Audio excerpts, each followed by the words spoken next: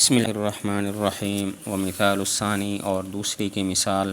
اذا قال لامرأتہ، اگر جب کہے اپنی بیوی کو، حررتک، میں نے تمہیں آزاد کر دیا، ونوی بہ الطلاق، اور اس کے ساتھ نیت کی طلاق کی، یصح تو صحیح ہے، لأن التحریر، اس لیے کہ آزاد کرنا، بحقیقتہ، اپنی حقیقت کے ساتھ، یوجب، ثابت کرتا ہے، زوال ملک البضع، ملک متاع کے زوال کو، بواسطۃ زوال ملک الرقبۃ،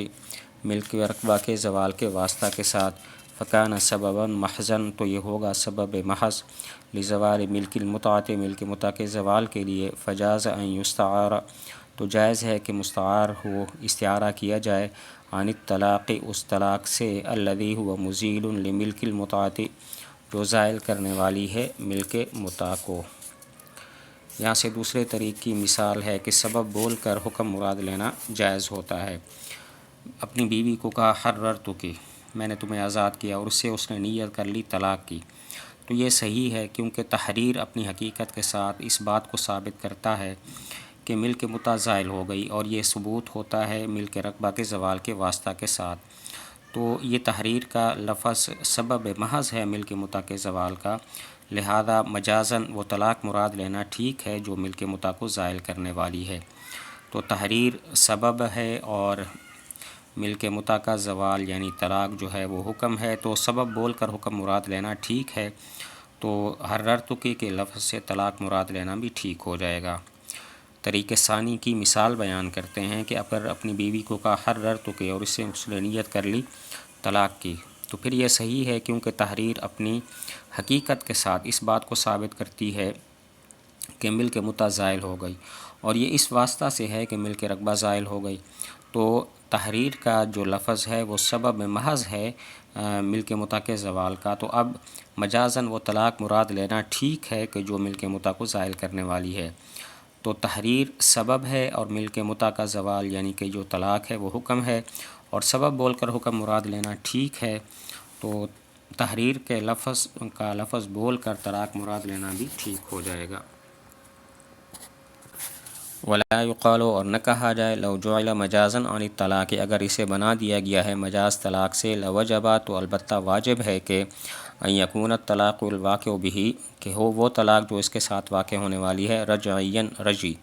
کصریح الطلاق، جیسا کہ صریح طلاق، لأننا نقول، اس لیے کہ ہم کہتے ہیں، لا نجعلہ مجازا عن الطلاق، ہم اس کو مجاز نہیں بناتے طلاق سے، بل عن المزیل لملک المتعۃ، بلکہ مجاز بناتے ہیں اس چیز سے جو ملک متاع کو زائل کرنے والی ہے، وذالک فی البائن، اور یہ بات طلاق بائن میں ہوتی ہے، اذ الرجعی، اس لیے کہ طلاق رجعی لا یزیل، زائل نہیں کرتی، ملک المتعۃ عندنا، ملک متاع کو ہمارے نزدیک۔ ایک سوال نقل کر کے اس کا جواب ہے۔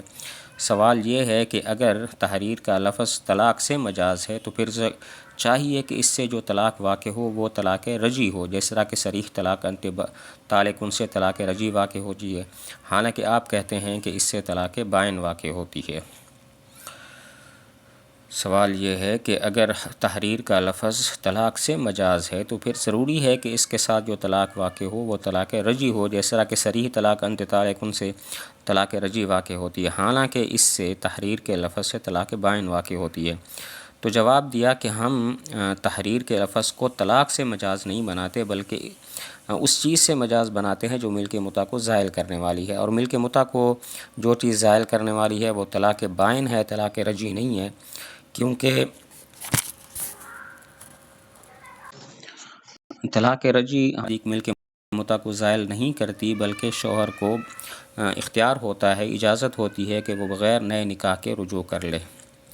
جواب یہ ہے کہ تحریر کے لفظ کو ہم طلاق سے مجاز نہیں بناتے، بلکہ ایسی چیز سے مجاز بناتے ہیں جو ملک متاع کو زائل کرنے والی ہو،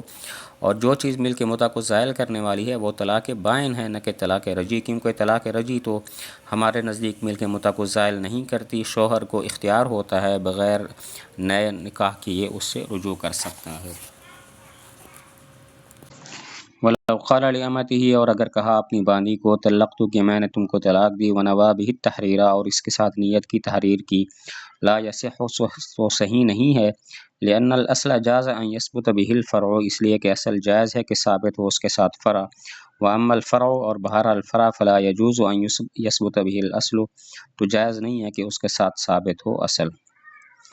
طریق ثانی کی ایک اور مثال کہ حکم کر سبب مراد لینا ٹھیک نہیں ہے۔ اپنی باندی کو کہا طلقتک، اور اس سے آزادی کی نیت کر لی کہ میں نے تم کو آزاد کر دیا، تو یہ صحیح نہیں ہے، کیونکہ سبب بول کر حکم مراد لینا تو ٹھیک ہوتا ہے، لیکن حکم بول کر سبب مراد لینا ٹھیک نہیں ہوتا۔ طلاق جو ہے وہ حکم ہے اور تحریر اس کا سبب ہے، تو طلاق بول کر تحریر کی نیت کرنا بھی ٹھیک نہیں ہوگا۔ طریق ثانی کی ایک اور مثال ہے کہ حکم بول کر سبب مراد لینا ٹھیک نہیں ہے۔ باندی کو کہا، اپنی باندی کو کہا طلقتک، کہ میں نے تم کو طلاق دی، اور اس نے نیت تحریر کی ہے، تو یہ صحیح نہیں ہے، آزادی واقع نہیں ہوگی، اس لیے کہ سبب بول کر تو حکم مراد لینا ٹھیک ہوتا ہے، لیکن حکم بول کر سبب مراد لینا ٹھیک نہیں ہوتا۔ طلاق حکم ہے اور آزادی تحریر یہ اس کا سبب ہے، تو حکم بول کر سبب مراد لینا یعنی طلاق بول کر تحریر مراد لینا ٹھیک نہیں ہوگا۔